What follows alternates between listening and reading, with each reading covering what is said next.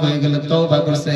আমিরুল মুমিনিন হযরত ওমর রাদিয়াল্লাহু তাআলা আনহু, আল্লাহ রাব্বুল আলামিন যাকে জান্নাতের সার্টিফিকেট দিয়েছিলেন, হযরত ওমর রাদিয়াল্লাহু তাআলা আনহু এত বড় আল্লাহ তাআলা তাকে বানাইছেন, আল্লাহ তাআলা জান্নাতের সার্টিফিকেট দিয়েছেন, এরপরেও তো উনি বসে থাকেন নাই।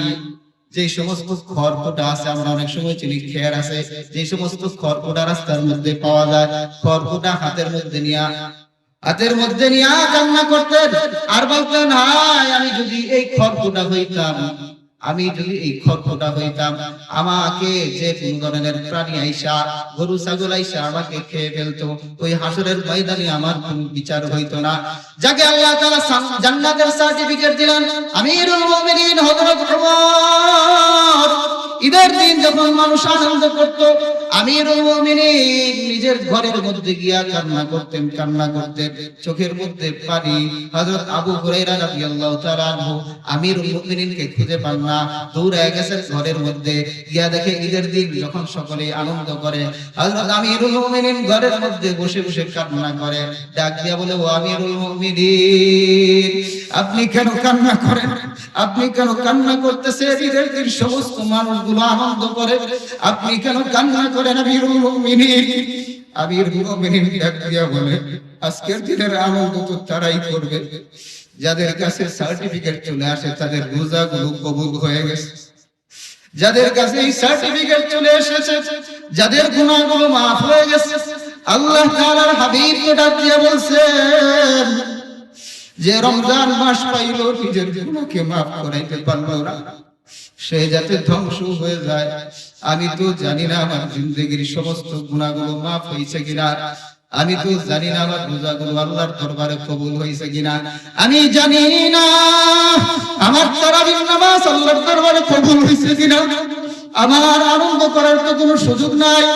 আবু হুরায়রা ডাক দিয়া বললেন, ও আমিরুল মুমিনিন, আপনি না জান্নাতের সার্টিফিকেট প্রাপ্ত সাহাবী, আপনার কিসের ভয়? আল্লাহ তাআলা তো আপনাকে জান্নাতের সার্টিফিকেট দিয়া দিয়েছে। আমিরুল মুমিনিন ডাক দিয়া বলেন, যে আল্লাহ আমাকে জান্নাতের সার্টিফিকেট দিয়েছে, ওই আল্লাহ যদি আবার ডাক দিয়া বলেন, ওমর তোমার জীবনে তারাবির নামাজ যেটা রমজানে পড়লা আমার কাছে পছন্দ হয় নাই, তুমি যে রোজা রাখলা আমার কাছে পছন্দ হয় নাই, আল্লাহ যদি বলে তোমার সার্টিফিকেট আমি ফিরাই দিলাম, আমি ওমরের কোনো উপায় থাকবে না।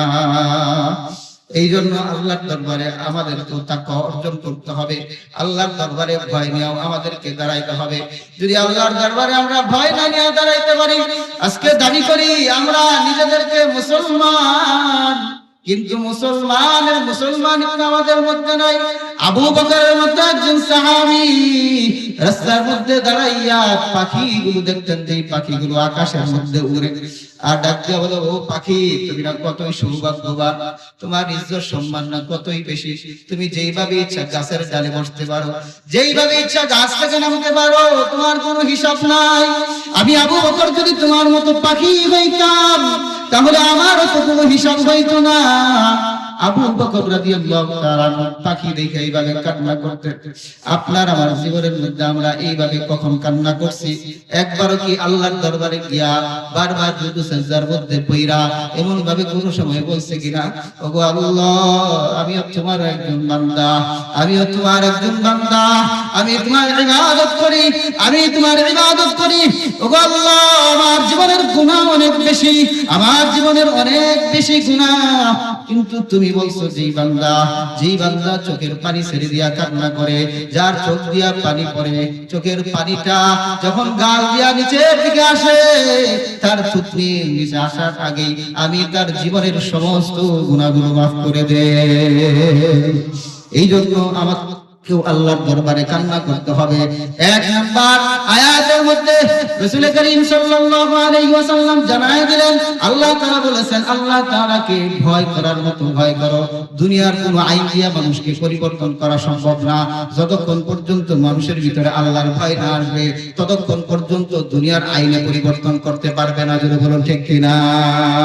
এই জন্য আমরা তাকওয়া হব তো ইনশাআল্লাহ। আজকে থেকে নিয়ত করি কোন গুনাহের কাজ করব না, আল্লাহ তাআলার নাফরমানি করব না। রাজি আছি তো ইনশাআল্লাহ? এই জন্য আল্লাহ তাআলা আমাদেরকে এই জায়গার মধ্যে জানাই দেন, আল্লাহকে ভয় করার মতো ভয় করো, আল্লাহকে ভয় করার মতো ভয় করো। আমরাও প্রতিটা কাজে আল্লাহকে ভয় করবো, রাজি আছি তো ইনশাআল্লাহ? এক নাম্বার অর্ডার। দুই নাম্বার আল্লাহ বলেন ওয়ালা তামুতুন্না ইল্লা ওয়া আনতুম মুসলিমুন। জোরে বলেন আল্লাহু আকবার। এই কালামে জিন্দা কুরআনে হাকীম হিকমতে উলা ইয়াজালাস্তু কাদিম জামিউল ইলম ফিল কুরআনিল হাকীম তাকাসারাত আনহু আফহামুর রিজালি। দুই নাম্বার আল্লাহ তাআলা বলেন তোমরা মুসলমান না হয়ে মৃত্যুবরণ করো না। আমরা তো আমাদেরকে দাবি করি আমরা মুসলমান, কি বলেন ঠিক কিনা? আমরা দাবি করি আমরা মুসলমান, তাহলে মুসলমান না হয়ে মৃত্যুবরণ করো না। আল্লাহ তাআলা এই কথা কেন বললেন? আমরাও তো দাবি করি আমরা মুসলমান, আমরাও দাবি করলাম আমরা মুসলমান, কিন্তু আল্লাহ বললেন মুসলমান না হয়ে মৃত্যুবরণ করো না। আমরা যে দাবি করি আমরা মুসলমান, এটা এই হিসাবে দাবি করি যে আমার নামটা মুসলমান, কি বলেন ঠিক কিনা? নামে মুসলমান, আমরা মুসলমানের পরিবারে জন্মগ্রহণ করছি এই হিসাবে মুসলমান দাবি করি, কিন্তু বাকি বাস্তবিক পক্ষে মুসলমানের যেই ধরনের নিদর্শন থাকা দরকার, মুসলমানের যেই চরিত্র থাকা দরকার, এটা আমাদের মধ্যে নাই, কি বলেন ঠিক কিনা? মাইকেল এইচ হাফ যিনি 100 মনীষীর জীবনী লিখেছেন, 100 মনীষীর জীবনী, এই 100 মনীষীর জীবনী লিখতে গিয়া যে এরা সবচেয়ে ভালো মানুষ ছিল, এই তার কিতাবের নাম হলো, তার বইয়ের নাম হলো দি 100। এই বইয়ের মধ্যে সে 100 মনীষীর জীবনী লিখেছে। এর মধ্যে সর্বপ্রথম যাকে উল্লেখ করেছেন দুজাহানের সরদার নবী মুহাম্মদুর রাসূলুল্লাহ সাল্লাল্লাহু আলাইহি ওয়াসাল্লামকে। জোরে বলো সুবহানাল্লাহ। নবী করিম সাল্লাল্লাহু আলাইহি ওয়াসাল্লামকে সর্বপ্রথম আনলেন, কিন্তু তিনি ইসলাম ধর্ম গ্রহণ করে না।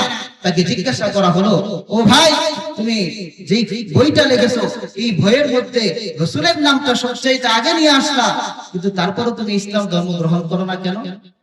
আমি সব কিছু রিসার্চ করে দেখেছি, নবী মুহাম্মদের মধ্যে যেই গুণাবলী ছিল এটা কারো মধ্যেই ছিল না, কিন্তু বর্তমানের মুসলমানদের মধ্যে সেই সমস্ত গুণ নাই, কি বলেন ঠিক কিনা?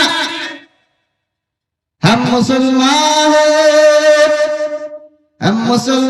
हैं मगर हम में मुसलमानी नहीं, हम मुसलमान हैं मगर हम में मुसलमानी नहीं, लाखों मुमिन हैं मगर हम में ईमान कामिल नहीं, लाखों मुमिन हैं मगर हमें ईमान कामिल नहीं। আজকে আমরা মুসলমান দাবি করি, নামের পরিচয়ে মুসলমান, আমরা বাপ দাদা আমাদের মুসলমান ছিল, ওই ঐরসের মধ্যে জন্মগ্রহণ করেছি, এই জন্য মুসলমান, কিন্তু বাস্তবিক পক্ষে আমাদের মধ্যে মুসলমানের কোনো চরিত্র নাই, কি বলেন ঠিক কিনা?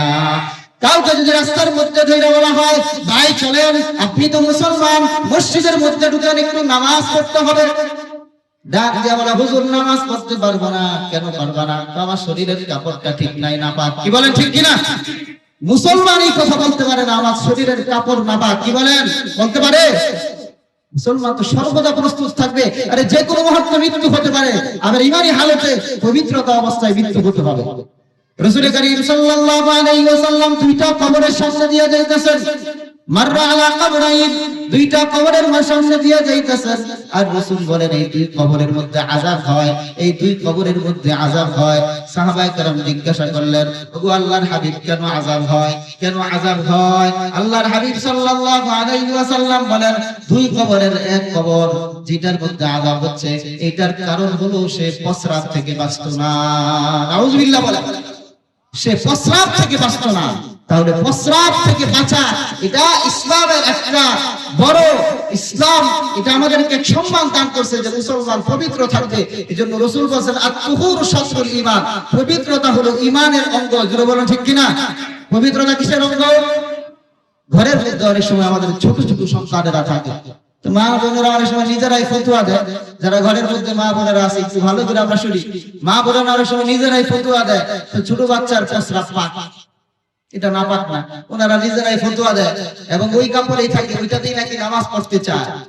আপনারা ভালো করে শুনে রাখুন, যারা ঘরের মধ্যে মা বোনেরা আছেন, ছোট বাচ্চার প্রস্রাব নাপাক, নাপাক। ছোট বাচ্চার প্রস্রাব কি নাপাক, তাহলে পবিত্র থাকতে হবে মা বোনদেরকে। ছোট বাচ্চা হলেই যে আমি নাপাক হয়ে থাকি না, এমন না। বর্তমানে কত সিস্টেম আছে বাচ্চাকে পবিত্র রাখার জন্য। আপনার যদি তারপরও প্রস্রাব পড়ে যায়, একটা কাপড় আলাদা আপনি রেখে দেন যে এটা শুধু নামাজের জন্য ব্যবহার হবে, কি বলেন ঠিক কিনা? কিন্তু তারপরেও আপনি নামাজ থেকে বিরত থাকতে পারবেন না, এই কথা বলতে পারবেন না ছোট বাচ্চার প্রস্রাব না। রাসূল কারীম সাল্লাল্লাহু আলাইহি ওয়াসাল্লাম বলেন, ইস্তানজিহু মিনাল বাউল, তোমরা প্রস্রাব থেকে বেঁচে থাকো। ফা ইন্না আফাত আযাবিল কবরি মিনহু, অধিকাংশ কবরের আযাব প্রস্রাবের কারণে। এজন্য প্রস্রাব থেকে বাঁচবো তো ইনশাআল্লাহ। কোন সময় যাতে এই কথা না বলি যে আমার শরীর নাপাক, ঠিক আছে কিনা, কি বলেন? 2 নাম্বার, কবরের মধ্যে যে আযাব হয়, রাসূল বলেন এই কবরের আযাবের কারণ হলো এই লোকটা চুগলখড়ি করত। মারাত্মক ধরনের গুনাহ হলো চুগলখড়ি করা। চুগলখড়ি কাকে বলা হয়? দুইজন ব্যক্তির মধ্যে তৃতীয় আরেকজন ব্যক্তি তার কাছে গিয়া বলল, ওই লোকটা তোমার বিরুদ্ধে খারাপ কথা বলে, ওই লোকটা তোমাকে মারতে চায়, এটা একজনকে বলছে। আবার তারা গিয়ে বলতেছে, ওই লোকটা অনেক খারাপ, তোমার বিরুদ্ধে খারাপ মন্তব্য করে, তোমাকে মারতে চায়। দুইজনকে দুইভাবে গিয়ে লাগাই দিচ্ছে। এখন দুইজনই যখন রাস্তা দিয়া যায়, একজন আরেকজনের দিকে তাকায়, আর চোখে তাকায়, মানে এর উপর আক্রমণ করবে বলবো। এত বলতে যায় ওই লোকটা তো কথা ঠিকই বলছে, যেহেতু আমার সাথে আসলেও আমাকে প্রহার করতে চায়, মারতে চায়, আমার উপর আক্রমণ করতে চায়, তাহলে এই যে 2 লোকের মাঝে দ্বন্দ্ব লাগাই দিলাম, 2 লোকের মাঝে দ্বন্দ্ব লাগাই দিলাম, এটা হলো চুগলখোর। রাসূল বলেন চুগলখোরের কবরে আযাব হয়। এই জন্য চুগলখড়ি করা যাবে না। রাজি আছি তো ইনশাআল্লাহ? 2 কবরের মধ্যে আযাব হয়, একটা হলো প্রস্রাব থেকে বাঁচা না, আরেক কবরের মধ্যে আযাব হয় চুগলখড়ি করে। তাহলে আমরা নামের মুসলমান, আমরা প্রকৃতপক্ষে মুসলমান হতে পারি নাই। প্রকৃতপক্ষে যদি মুসলমান হইতাম তাহলে বলতাম না আমার কাপড় নাপাক, আমি এখন নামাজে যেতে পারবো না। আজকে আমরা মুসলমান হওয়ার পরে নামাজ পড়ি না। মা বোনেরা ঘরের মধ্যে অনেক সময় নামাজ ছেড়ে দেয়। আরে তোমাদেরকে একটু ভয় হয় না? একটু কি ভয় হয় না? ওই কবরের মধ্যে যাওয়া লাগবে। রাসূল তো আগে থেকেই শিখাই দিয়েছেন, বাচ্চার বয়স যখন 7 বছর হয়ে যায়, মুরু আওলাদাকুম বিসসালাতি ওয়া হুম আবনাউ 7। বাচ্চার বয়স যখন 7 বছর হয়ে যায়, তাকে নামাজের আদেশ করো, নামাজের আদেশ করো। ঘরের মধ্যে তুমি নামাজ পড়ো, বাচ্চা তোমার দেখা দেখি নামাজ পড়বে। জোরে বলুন ঠিক কিনা? ঘরের মধ্যে তুমি নামাজ পড়ো, ঘরের মধ্যে তুমি নামাজ পড়লে বাচ্চাও তোমার দেখা দেখি নামাজ পড়বে। আর বাচ্চার যখন যদি 10 বছর হয়ে যায়, রাসূল বলেন ওয়াজিবুহুম আলাইহা ওয়া হুম আবনাউ 10। 10 বছর হয়ে গেলে তাকে নামাজের আদেশ দাও। 10 বছর হয়ে গেলে যদি নামাজ না পড়ে তাকে প্রহার পর্যন্ত করো, তাকে মাইর পর্যন্ত দাও, তারপরও নামাজ পড়তে হবে। কি বলেন ঠিক কিনা? আজকে আমাদের সন্তানের বয়স 20 বছর হয়ে যায়, 25 বছর হয়ে যায়, 30 বছর হয়ে যায়, নামাজ পড়ে না। তাদেরকে আমরা নামাজের কথাও বলি না। সকালবেলা আমি নিজে ঘুম থেকে নামাজের জন্য উঠি, আমার সন্তান ঘুমায় থাকে। আমি মনে করি যদি আমার সন্তানকে ঘুম থেকে উঠাই তাহলে তার ঘুমের মধ্যে ব্যাঘাত ঘটবে, আমি তাকে ঘুম পাড়ায় রাখি। না না না, প্রকৃতপক্ষে আপনি আপনার সন্তানের জন্য দরদি হতে পারলেন না। যেই সন্তানকে ঘুম পাড়ায় রাখলেন, নামাজের জন্য উঠাইলেন না, জেনে রাখেন ওই সন্তান হাসরের ময়দানে আল্লাহর আদালতে আপনার বিরুদ্ধে মামলা দায়ের করবে। জোরে বলো ঠিক কিনা? সন্তানকে তো নামাজি বানাইতে হবে। সে নিজে একা জাহান্নামে যাবে না, আপনার নিয়ে। ربنا أرنا الذين أضلانا من الجن والإنس نجعلهما تحت أقدامنا ليكونا من الأسفلين। সন্তান ডাক দিয়া বলবে, ওগো আল্লাহ, যারা আমাকে প্রশ্ন করলো, যারা আমাকে ইসলাম বোঝায় নাই, যারা আমাকে ইসলাম ধর্ম থেকে দূরে রাখছে, তাদেরকে আগে নিয়ে আসো, তাদের বুকের উপর পানা দিয়া এরপরে আমি জাহান্নামে যাব, তাদেরকে নিয়েই জাহান্নামে যাব। এই জন্য যেই সমস্ত মা বাপ সন্তানের 7 বছর হয়ে যায় তাদেরকে নামাজ শেখান, 10 বছর হয়ে গেলে নামাজ না পড়লে প্রহার করেন। আপনি যদি নামাজ পড়েন, সন্তানও নামাজ পড়বে। সন্তানকে ঘুম পাড়ায় রাখা যাবে না। কি বলেন ঠিক কিনা? আমরা ইসলাম ধর্ম অত্যন্ত সহজে পাইছি, এই জন্য আমাদের কাছে কদর নাই। কিন্তু মুসলমানের নাম ধারণ করলে মুসলমান হওয়া যায় না। সাহাবায়ে কেরাম ইসলামের জন্য কত কষ্ট করছেন, সাহাবায়ে কেরাম ইসলামের জন্য যেই পরিমাণ কষ্ট করছেন, এর 10 ভাগের 1 ভাগ, 100 ভাগের 1 ভাগ পর্যন্ত আমরা করি নাই। কি বলেন ঠিক কিনা? এই জন্য ইসলামের কদর আমার নাই। হযরত আমিরুল মুমিনিন খলিফাতুল মুসলিমিন ওমর রাদিয়াল্লাহু তাআলা আনহু, রাসূলের সাহাবী যার নাম হলো খাব্বাব, হযরত ওমর রাদিয়াল্লাহু তাআলা আনহু নতুন মুসলমান, হযরত খাব্বাব নতুন মুসলমান। হযরত ওমর রাদিয়াল্লাহু তাআলা আনহু খাব্বাবকে গিয়া বললেন, ও খাব্বাব, বলো ইসলাম ধর্ম গ্রহণ করার ক্ষেত্রে তুমি কি কষ্ট করেছো? হযরত খাব্বাব রাদিয়াল্লাহু তাআলা আনহু বলেন, ও আমিরুল মুমিনিন, আপনি বলেন আপনি কি কষ্ট করেছেন? আমিরুল মুমিনিন খলিফাতুল মুসলিমিন হযরত ওমর রাদিয়াল্লাহু তাআলা আনহু বলেন, ও খাব্বাব, ইসলাম ধর্ম গ্রহণ করার ক্ষেত্রে আমার কোনো কষ্ট হয় নাই, বীরের মতো আমি ইসলামের মধ্যে প্রবেশ করেছি। ও খাব্বাব, তুমি বলো তুমি ইসলাম ধর্মের ক্ষেত্রে কি কষ্ট করেছো? খাব্বাব রাদিয়াল্লাহু তাআলা আনহু চোখ দিয়ে পানি বের হয়ে যায়। হযরত খাব্বাব রাদিয়াল্লাহু তাআলা আনহু কান্না শুরু করলেন, জিহ্বাটা বাইর করে দিলেন। হযরত আমিরুল মুমিনিন ওমর রাদিয়াল্লাহু তাআলা আনহু জিহ্বার দিকে তাকায় দেখে, হযরত খাব্বাব রাদিয়াল্লাহু তাআলা আনহু জিহ্বার মধ্যে গোশতের টুকরা বেড়ে আছে, টিউমারের মতো দেখা যায়, গোশতের টুকরা টিউমারের মতো। হযরত ওমর রাদিয়াল্লাহু তাআলা আনহু বলেন, ও খাব্বাব, কতদিন যাবত তোমার জিহ্বার মধ্যে এই টিউমার? হযরত খাব্বাব রাদিয়াল্লাহু তাআলা আনহু বলেন, ও আমিরুল মুমিনিন খলিফাতুল মুসলিমিন, আমার জিহ্বার মধ্যে জীবনে কোনো টিউমার ছিল না, তাহলে গোশতের টুকরা তোমার জিহ্বার মধ্যে বাড়তি হলো কি কারণে? হযরত খাব্বাব রাদিয়াল্লাহু তাআলা আনহু বলেন, ও আমিরুল মুমিনিন, ইসলাম ধর্ম গ্রহণ করার কারণে ওই মক্কার কাফের বেদিন মুশরিকরা আবার হাতের মধ্যে পায়ের মধ্যে রশি লাগাইয়া ওই পাহাড়ি জঙ্গলের মধ্যে নিয়া ওই পাহাড়ি জঙ্গলের তাজা কাটা দিয়া আমার জিহ্বার মধ্যে আঘাত করতে বারবার। ওই তাজা কাটা দিয়া আমার জিহ্বার মধ্যে বারবার আঘাত করছে আর বলছে, ও খাব্বাব, ইসলাম ছেড়ে দে, ইসলাম ছেড়ে দে। ওই তাজা কাটা দিয়া যখন আমার জিহ্বার মধ্যে আঘাত করছে, ওই আঘাতের কারণে আমি খাব্বাবের জিহ্বার মধ্যে এরকম গোশতের টুকরা টিউমারের মতো হয়ে গেছে। হযরত ওমর রাদিয়াল্লাহু তাআলা আনহু ডাকিয়া বলেন, ও খাব্বাব, আমার কপাল বুঝি খারাপ, তুমি ইসলামের জন্য যে কষ্ট করেছো মনে হয় তুমি আমার আগে জান্নাতে যাইবা। হযরত খাব্বাব রাদিয়াল্লাহু তাআলা আনহু পিছন থেকে নিজের জামাটা উঠাই দিলেন। হযরত ওমর রাদিয়াল্লাহু তাআলা আনহু তাকায় দেখেন কোমরের মধ্যে কোনো গোশত নাই, কোমরটার মধ্যে কোনো গোশত নাই, হাড়ির মধ্যে কালো কালো দাগ পড়ে আছে। হযরত ওমর রাদিয়াল্লাহু তাআলা আনহু বলেন, ও খাব্বাব, তোমার কোমরের মধ্যে কবে থেকে এত কুষ্ঠ রোগ ছিল, কুষ্ঠ রোগের কারণে তোমার গোশতগুলো কবরে নাই, হাড়ির মধ্যে কালো কালো দাগ পড়ে গিয়েছে। হযরত খাব্বাব রাদিয়াল্লাহু তাআলা আনহু বলেন, না আমিরুল মুমিনিন, আমার কোন সময় কুষ্ঠ রোগ ছিল না। ইসলাম ধর্ম গ্রহণ করার অপরাধে ওই মক্কার কাফের মুশরিকরা আমাকে রশি দিয়া বেঁধে ওই পাহাড় জঙ্গলের মধ্যে নিয়া উত্তপ্ত বালুকাময় মরুভূমির মধ্যে নিয়া ওইখানে জ্বলন্ত আগুনের অঙ্গার জ্বালাইয়া কয়লা জ্বালাইয়া ওই জায়গার মধ্যে আমারে শোয়া দিছে, আমার বুকের উপর পাড়া দিয়া আমাকে আঘাত করছে আর বলছে, ও খাব্বাব, ইসলাম ছেড়ে দে, ইসলাম ছেড়ে দে, আঘাত করছে। আমি খাব্বাব আমার নিজের কান দিয়া শুনছি, যখন ওই আগুনের মধ্যে আমাকে শোয়া দিছে, ওই আগুনের জ্বলন্ত অঙ্গারের তাপে কয়লার তাপে আমি আমার খাব্বাবের পিঠের চামড়াগুলো টাস টাস করে ফুটেছে, আমি খাব্বাবের পিঠের চামড়াগুলো টাস টাস করে ফুটেছে, আবার খাব্বাবের গোশতগুলো খসে খসে পড়েছে, গোশত পয়রা পয়রা আমার হাড়ির ভিতরে গিয়া ওই জায়গার মধ্যে কালো দাগ হয়ে গেছে। আমি আল্লাহ তাআলাকে ডাক দিয়া বলছি, ওগো দয়ার মালিক, ওগো আল্লাহ, দুনিয়াতে যদি আরো কষ্ট দেওয়া লাগে গো মাওলা, আরো কষ্ট দেন, কিন্তু ওই জাহান্নামের আগুনের মধ্যে আমারে পুরায় তারে হলো। ওই জাহান্নামের আগুন সহ্য করার মতো শক্তি আমাদের শরীরে নাই, কি বলেন ঠিক কিনা? ওই জাহান্নামের আগুন এত কঠিন, ওই জাহান্নামের আগুন এত কঠিন, ওই আগুন সহ্য করার মতো শক্তি আমাদের শরীরে নাই। এই জন্য আল্লাহর দরবারে নিজেরাই পেশ করেন। হযরত ইবনে ওমর রাদিয়াল্লাহু তাআলা আনহু আল্লাহর রাসূলের সাহাবী, রাসূল করিম সাল্লাল্লাহু আলাইহি ওয়াসাল্লাম তাকে ডাক দিয়া বলেন, ও ইবনে ওমর, কুন ফিদ দুনিয়া কান্নাকা গরীব, তুমি দুনিয়ার মধ্যে মুসাফিরের মতো থাকো, তুমি দুনিয়ার মধ্যে থাকো হলো পথিকের মতো।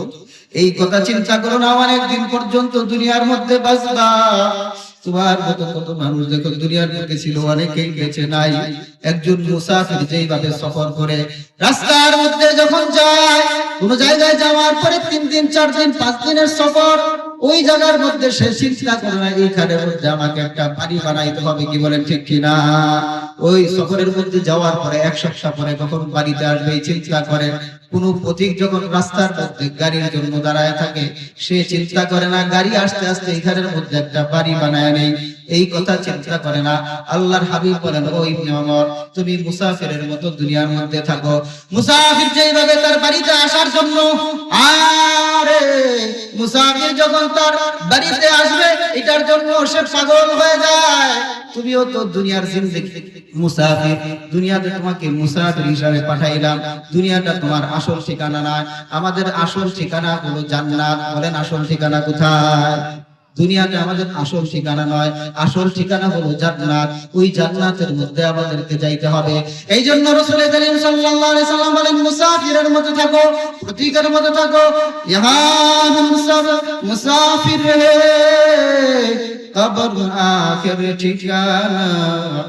ইহা হাম সব মুসাফির হে, কবর আখির ঠিকানা। कोई आगे रवाना है, कोई पीछे रवाना। मुसाफिर हर गुजा बाशद, वतन रा याद भी दारद।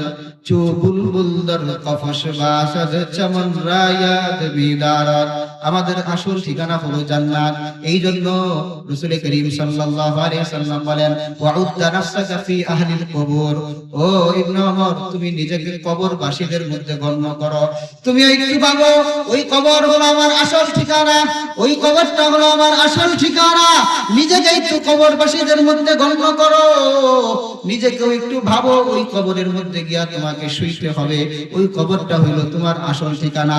তুমিও একটু ভাবো, তোমার সামনে আজরাইল আসবে, তোমার সামনে আজরাইল আসবে। আজরাইল এসে তোমার জানটা কবজ করবে। আমরা কত জানাজার নামাজ পড়লাম, কত মানুষকে নিয়ে কবরে শুয়াইলাম। নিজের ব্যাপারেও যদি একটু চিন্তা করি যে ওই কবরের মধ্যে আমাকেও একদিন শুইতে হবে, আজরাইল আমার সামনেও একদিন আসবে। আমি যদি চিন্তা করি যে আমার সামনে আজরাইল আসবে, কিভাবে আসবে? গুনাহগারের সামনে যখন আজরাইল আসবে, গুনাহগারের সামনে যখন আজরাইল আসবে, ওই আজরাইলকে দেখে গুনাহগার তাকে দেখতে থাকবে যে আজরাইলের মাথাটা 7 আসমানের উপরে, আজরাইলের পা দুইটা 7 জমিনের মধ্যে আছে, আজরাইলের হাত হলো পূর্ব প্রান্তে, পৃথিবীর পূর্ব প্রান্তে, আজরাইলের আরেক হাত হলো পৃথিবীর পশ্চিম প্রান্তে। আজরাইলকে দেখিয়া গুনাহগারের অবস্থা খুব খারাপ হয়ে যাবে। এইজন্য আমরাও একটু চিন্তা করি, সকলেই চক্ষুটাকে একটু বন্ধ করেন, মাথাটাকে নিচের দিকে তাকাইয়া চিন্তা করেন। আমিও জানি কেবল কবরের পথের যাত্রী। আজরাইল আমার সামনে চলে আসছে। যদি গুনাহগার হয়, গুনাহগার আজরাইলের দিকে তাকায়া দেখবে। আজরাইলের দিকে যখন তাকাবে, দেখবে আজরাইলের চোখ দুইটা দেখা যায় উহুদ পাহাড়ের মতো বড়। এত বিশাল চোখ দেখা যায়, ভয়ে অবস্থাটা খারাপ। আজরাইলের দিকে তাকায় দেখবে আজরাইলের প্রত্যেকটা প্রসবের গোড়া থেকে আগুনের ফুলকি বের হয়। গুনাহগার আজরাইলের ভয়ঙ্কর চেহারাটা দেখে, আজরাইলের ভয়ঙ্কর চেহারাটা দেখে গুনাহগারের চোখ দুইটা উল্টায়া যাইবে, চোখ দুইটা উল্টায়া যায়। আপনারা দেখবেন অনেক সময় যখন কেউ মারা যায়, চোখ উল্টায়া যায়, হাতগুলো বাঁকা হয়ে যায়। গুনাহগারের অবস্থা দেখা, গুনাহগার আজরাইলের অবস্থা দেখা তার চোখ দুইটা উল্টে যাবে, হাতগুলো বাঁকা হয়ে যাবে, পাগুলো বাঁকা হয়ে যাবে, ছটফট ছটফট করে কাঁপতে থাকবে। গুনাহগারের জানটা বের হইতে চাইবে না, গুনাহগারের মুখটা বের হইতে চায় না। শরীরের 360টা মাকামের মধ্যে দৌড়াদৌড়ি শুরু করছে, জান বের হয় না, বের হয় না। 360টা মাকামের মধ্যে দৌড়ায়। আজরাইলকে দেখা ভয় ছটফট করে কাঁপতেছে।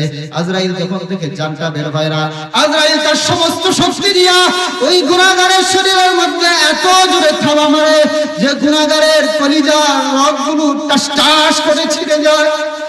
গুনাহগারের শরীরের রগগুলো টাস টাস করে ছিঁড়ে যায়। একটু চক্ষুটা বন্ধ করে আপনিও চিন্তা করে যে আমারও কেমন অবস্থা হইতে পারে। আমি যদি নেককার না হই মৃত্যুটা কেমন হইব?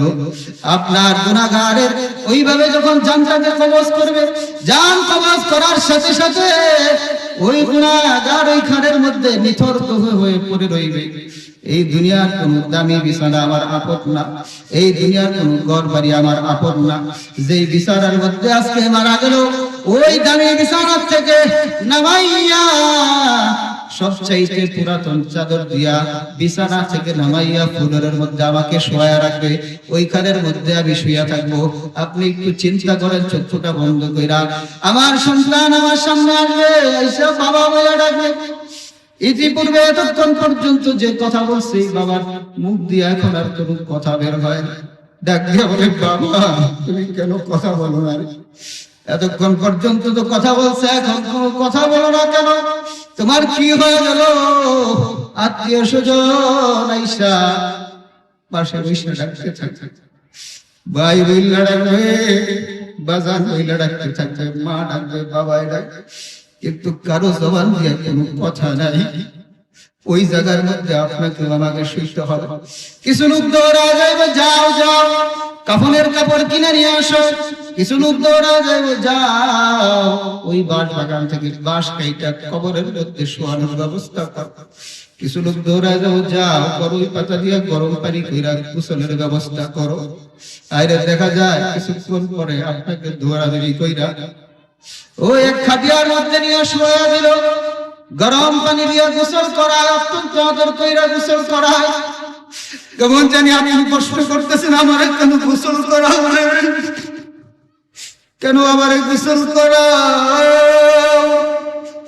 এত সুন্দর করে কেন গোসল করা? আপনি টাকায় টাকায় দেখেন, সকলেই জানি কেমন বলতে চায়, তোমার জীবনের শেষ গোসল তোমার করায় দিতেছে, তোমার জীবনের শেষ গোসলটা তোমার করায় দিল।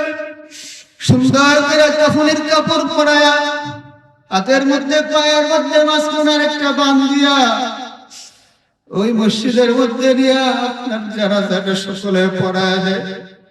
আরে যখন জন্মগ্রহণ কানের ডান কানের মধ্যে আযান, বাম কানের মধ্যে একামত দিয়া দিছে, জানাই দিছে তোমার শুধু জানাজাটাই বাকি আছে। জানাজাটা পড়াইয়া আমাকে কাঁধের মধ্যে নিয়া ওই কবরের মধ্যে তিনজন ব্যক্তি নাইমা পড়ল, তিনজন ব্যক্তি নাইমা আমাকে ধৈরা ধৈরা কবরের মধ্যে নামায়। নামানোর পরে ওইখানের মধ্যে কয়েকটা বাঁশ গেড়ে দেয়। এরপরে ওই তিনটা ব্যক্তি ওইখান থেকে উঠা পড়ে।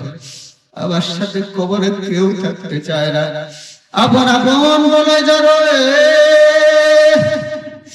যারে তুমি আপন বলো, সে তো তোমার আপন নয়। এই দুনিয়া মিশে জীবন এখানে থাকার জন্য কেউ আসে নাই। ও বৃদ্ধ বাবাজিরাও, যুবক ভাইরাও, পর্দার আড়ালের মাও, একটু তুমিও চিন্তা করো। ওই কবরের মধ্যে ওই তিনজন ব্যক্তি উঠে গেল, কবরের মধ্যে আমার কোনো সামান নাই, কোটি কোটি টাকার সম্পত্তিও নাই। ওই চাটাইটা দিয়া ওই জায়গার মধ্যে আরেকটা চাটাই দিয়ে আমাকে ঢেকে দিল। এরপরে মানুষগুলো মাটি ফালায়, মাটি ফালায়, মাটি ফালায়, মাটি ফালায়। হযরত উসমান রাদিয়াল্লাহু তাআলা আনহু যখন কবরের সামনে দিয়া যাইতেন, এত বেশি কান্না করতেন, কাঁদতে কাঁদতে হযরত উসমানের দাড়িগুলো ভিজে যাইত। সাহাবায়ে কেরাম ডাক দিয়া বলেন, ও উসমান, আপনি অন্য সময় এত কান্না করেন না, কবর দেখলে কেন কান্না করেন? হযরত উসমান রাদিয়াল্লাহু তাআলা আনহু বলেন, ফা ইন্নাল কবরা আউয়ালু মানজিলিন মিন মানাজিলিল আখিরাহ। আরে কবরটা হলো আখিরাতের স্টেশন সমূহের মধ্যে সবচাইতে প্রথম স্টেশন। এই জায়গার মধ্যে যদি কেউ ধরা হয়ে যায়, এই জায়গার মধ্যে যদি জবাব না দিতে পারে, মার রব্বুকা ওয়া মা দীনুকা, তোমার রব কে, তোমার দ্বীন কি, ওয়া মান হাযার রাজুলিল্লাযী বা'ইসা ফীকুম, তিনটা প্রশ্ন করা হবে। যদি জবাব না দিতে পারে তাহলে কবরের মধ্যে আযাব শুরু হয়ে যাবে।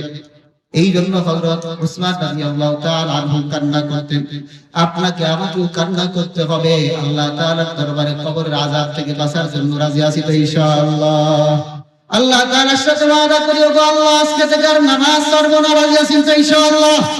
আজকে থেকে আর গুনাহ করব না, অপরাধ করব না, সুদ খাবো না, ঘুষ খাবো না, ইসলামের বিরুদ্ধে কোনো কথা বলবো না, কোনো গীবত করব না, কারো বিরুদ্ধে কোনো চুগলখড়ি করব না, নাপাক অবস্থায় থাকবো না। আল্লাহ তাআলাকে জানালেন আল্লাহ ওয়াদা করলাম যতদিন বেঁচে থাকি আপনার হুকুম মানবো, কোরআন হাদিস অনুযায়ী চলবো, উলামায়ে কেরামের সম্মান করব, মুরব্বিদের সম্মান করব, মা বাবাদেরকে সম্মান করব, মা বাবাদের সাথে বেয়াদবি করব না। রাজি আছি তো ইনশাআল্লাহ? আল্লাহ রাব্বুল আলামিন আমাদের সকলকে তাকওয়াওয়ালা জিন্দেগি গঠন করার তৌফিক দান করে দিন। আল্লাহ তাআলা আমাদের সকলকে ওই কবরের প্রস্তুতি নেওয়ার তৌফিক দান করে দিন।